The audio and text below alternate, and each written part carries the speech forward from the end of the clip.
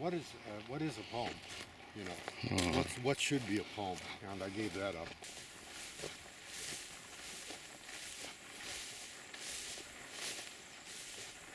what I'm saying about light?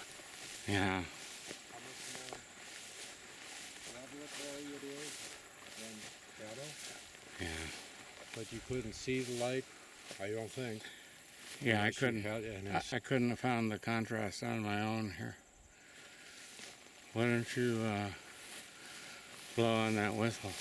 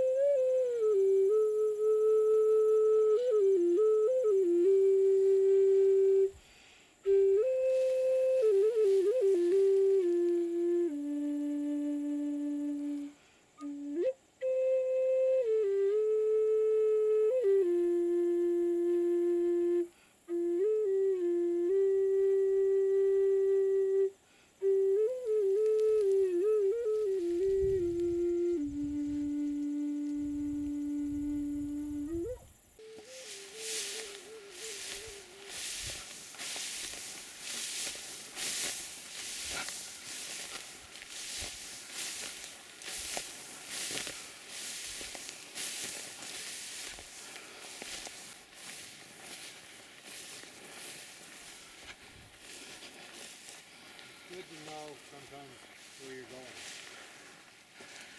Yeah. It's so amazing to have a guide. Also. See that patch? I think this is curly everlasting.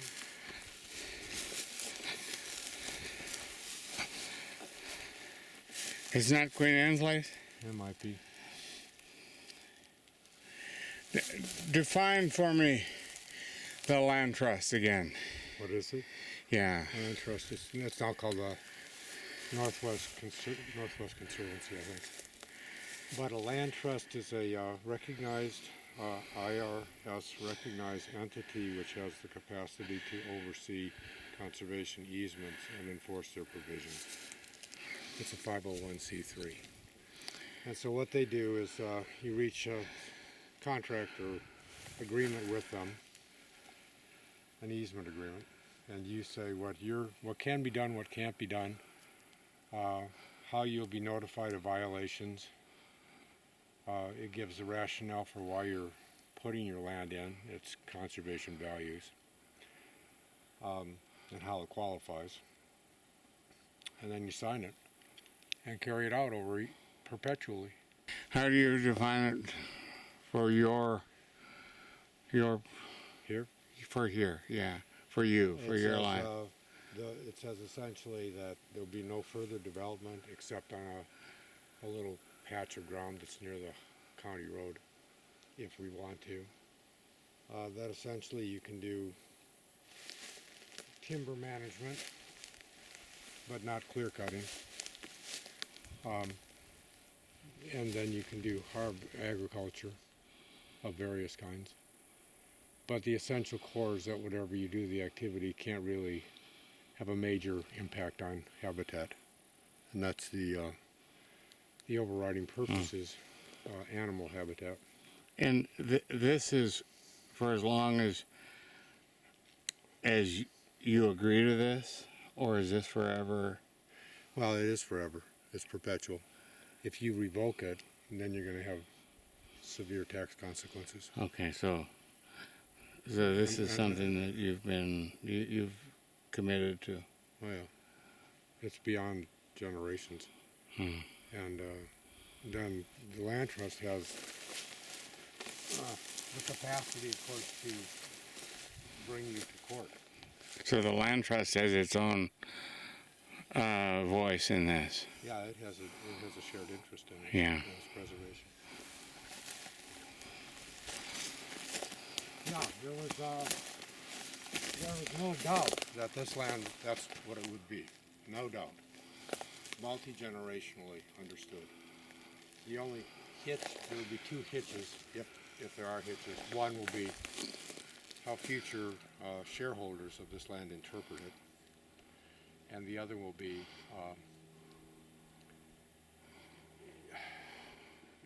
if and when it ever goes out of family hands.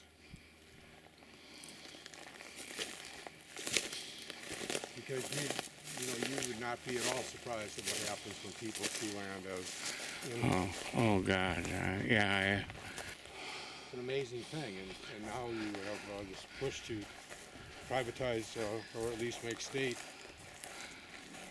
responsibility federal lands. Yeah, well, A gigantic mistake.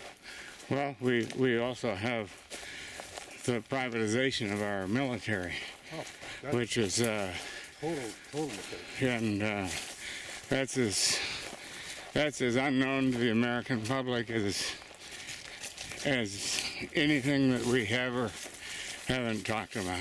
There's a book that you may not want to read. Is it a brand new book? No. Okay, there's one of the live. Where we're going. Okay, Yeah, it is a new book. It's called the Democracy Inc. what do you see? Oh, nothing. Just some dead red fur. And there was some bird I couldn't identify that took off that way. And there are a bunch of chickadees all through here. You can hear them. They're just taking stuff off those bush. So we'll take another couple trails and we'll go to the sliding gate.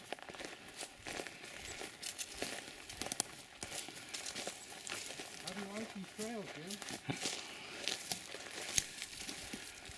Take you back to childhood? Well, yeah, it takes me back to those North Dakota Railroad track. I had a Sioux Line track and a Great Northern track on both sides of town. I like that first poem that you read because it sounded like your mother kind of had you. She said, go 8 miles this way, go 3. Yeah. By the time you go, what did she say? Well, Mom, I really don't have a voice without her, you know.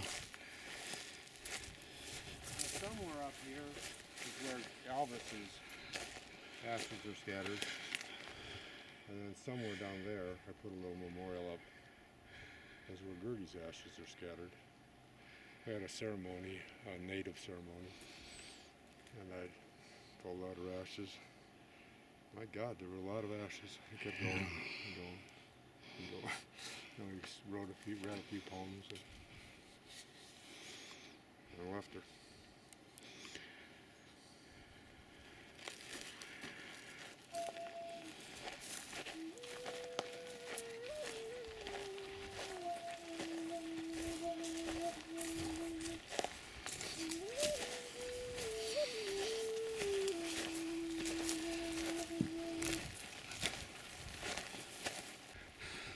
This is a poem, Man in Time. This is where Rex and I are out at the eastern end of it, and it's all bushy. And he says, there's a road in here they used to call the sliding gate. To which I say, why do they call it the sliding gate? And he says, on reflection, he doesn't know. So we bushwhack with axes and chainsaw and whatever through that opening, the bushy opening, and suddenly this road, not in this form, cleared out, emerges. So we spend the rest of the afternoon opening it up, during which time he remembers that they probably had a gate at the mouth of the road to force the cattle Sure. not to wander this way. Sure. So I opened this up a couple of years ago, taking massive amounts of growth that was intruding out and burning it down by the barn.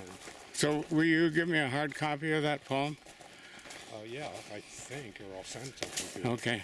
I don't know what I have other than what I've got, Okay. because that's real old stuff. Well, The line I like best in it is when I'm talking about red fur crumbling, breaks in red decay.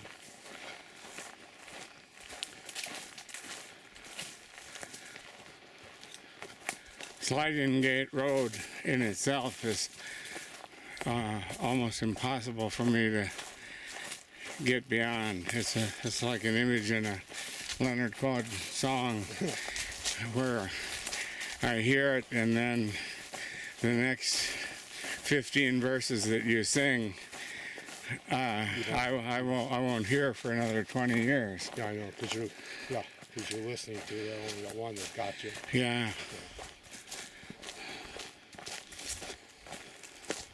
So now we're coming up to the, there are 2 cedar groves. This is by far the bigger one,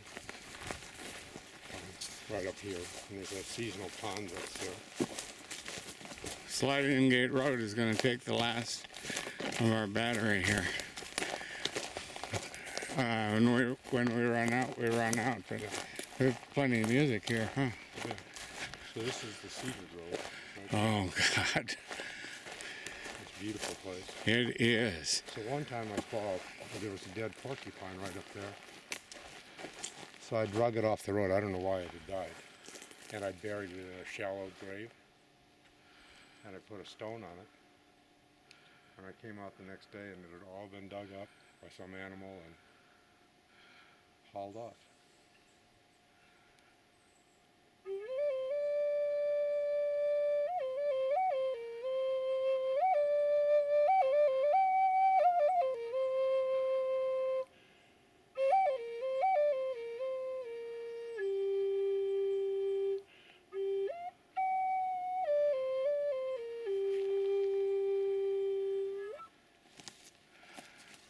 We have a movie.